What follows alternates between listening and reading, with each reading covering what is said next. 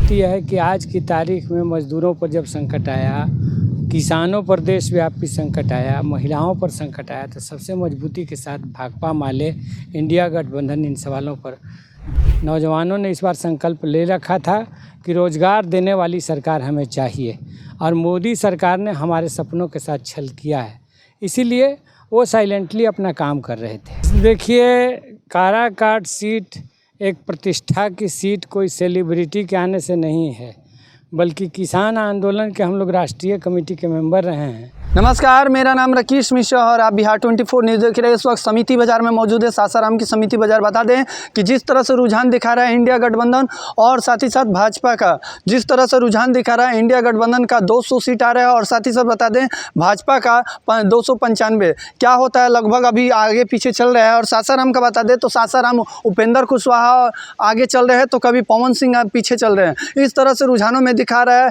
लेकिन हमारे साथ राजा राम मौजूद है, उनसे हम बातचीत करने का प्रयास करेंगे, जानेंगे कि क्या कुछ कहा। पहले आप उनसे सुनवाते हैं। अब अंत तक वो बड़े मार्जिन से जीत हासिल करेगा। सर, ये दावे का आधार क्या है? जो दावा किया जा रहा है कि इंडिया गठबंधन वहाँ से चुनाव जीतेगा, उसका आधार क्या है सर?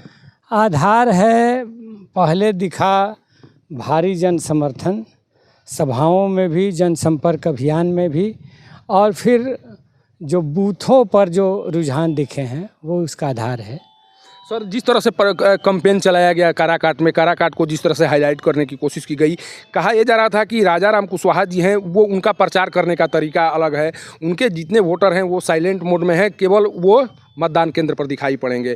आखिर ये रणनीति बनाई गई थी या आपका इस तरह से योजना थी कि नहीं, हमको इस तरह से काम करना है, इस चुनाव को इस तरह से फतह करना है? जिस तरह से शोरगुल सुनाई पड़ा और जिस तरह से आपका अभियान चला, दोनों में जो फर्क दिखाई पड़ रहा था, उसके पीछे का कारण क्या समझे हम लोग? जैसे देखिए, काराकाट सीट एक प्रतिष्ठा की सीट कोई सेलिब्रिटी के आने से नहीं है, बल्कि किसान आंदोलन के हम लोग राष्ट्रीय कमेटी के मेंबर रहे हैं और देश भर के किसान आंदोलन की, किसान नेताओं की, किसान संगठनों की नज़र काराकाट सीट पर है। हिंदुस्तान के कोने कोने के, केरल से लेके महाराष्ट्र से लेके बंगाल से लेके पंजाब से लेकर के सभी राज्यों का, तो इसीलिए इस वजह से काराकाट सीट चर्चा में रही है। और दूसरी बात यह है कि किसान, मजदूर, महिलाएं, नौजवान बहुत ज़्यादा बोलते नहीं हैं। नौजवानों ने इस बार संकल्प ले रखा था कि रोज़गार देने वाली सरकार हमें चाहिए और मोदी सरकार ने हमारे सपनों के साथ छल किया है, इसीलिए वो साइलेंटली अपना काम कर रहे थे। चुनाव प्रचार के दौरान एक भय दिखाने की कोशिश की गई। कहा यह गया कि अगर माले को आप लाते हैं तो पुराने दौर की वापसी होगी। तमाम नेता आ रहे थे, उस तरह की बात कर रहे थे, ये दिखाने की कोशिश कर रहे थे कि माले का जो रहा है दौर, उस दौर को फिर से वापस लाने की अगर आप लोगों के द्वारा मतदान किया जाएगा तो वो कोशिश होगी।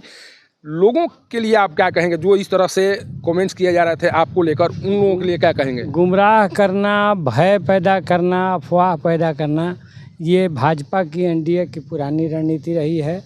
सच बात यह है कि आज की तारीख में मज़दूरों पर जब संकट आया, किसानों पर देशव्यापी संकट आया, महिलाओं पर संकट आया, तो सबसे मजबूती के साथ भाकपा माले, इंडिया गठबंधन इन सवालों पर देश की आवाज़ बन करके उभरा है और हम लड़ते रहे हैं। इसलिए समाज में अगर शांति, सौहार्द, भाईचारा की कोई बात कर रहा है वो तो हम हैं।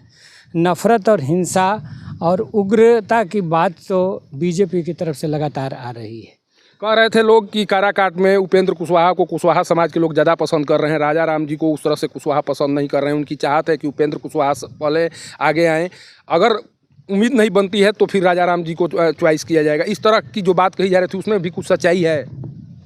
ये हो सकता है। अभी का दौर एक जातियों के पुनर्संगठन का भी दौर है और हर जाति एक दूसरे को दिखा करके अपने अपने को खड़ा करती है। अंबेडकर जी ने यही कहा था कि हिंदू समाज और नहीं है, कुछ जातियों में बटा हुआ समुदाय है। लेकिन हम कहना चाहते हैं कि बहुत सारे सवाल हैं जो सभी जातियों के लिए समान हैं। बच्चों के रोज़गार का प्रश्न है तो सभी जाति के नौजवान बेरोज़गार हैं। किसानों का जो प्रश्न है, खेती का संकट जो है, वो सभी जाति के किसानों के लिए है। इसलिए कुछ ऐसे कॉमन सवाल हैं जिन पर मिल के संघर्ष करना जरूरी है। सर, एक अंतिम सवाल, अगर आप चुनाव जीतते हैं तो काराकाट क्षेत्र के विकास को लेकर पहला काम क्या किया जाएगा?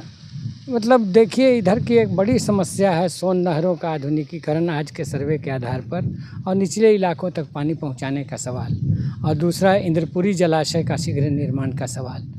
ये नहरें हमारे इलाके की जीवन रेखा हैं। काराकाट दोनों पार में, सोन के इस पार और उस पार, सोन के पानी का इस्तेमाल करने वाला पहला कंस्टिट्यूएंसी है और ये धान का कटोरा कहा जाता है। हमारा धान का कटोरा हरियाली से भरा हुआ है तो इलाका के लोग खुशहाल हैं, इसलिए सबसे प्राथमिकता तो उस पर होगी, बाकी फिर अन्य से।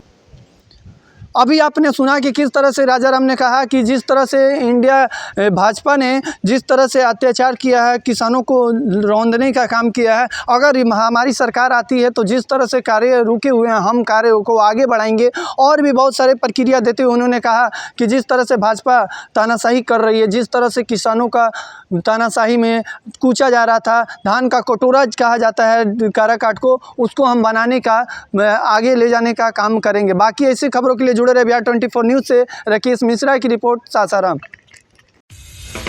आप देख रहे हैं बिहार 24 न्यूज़।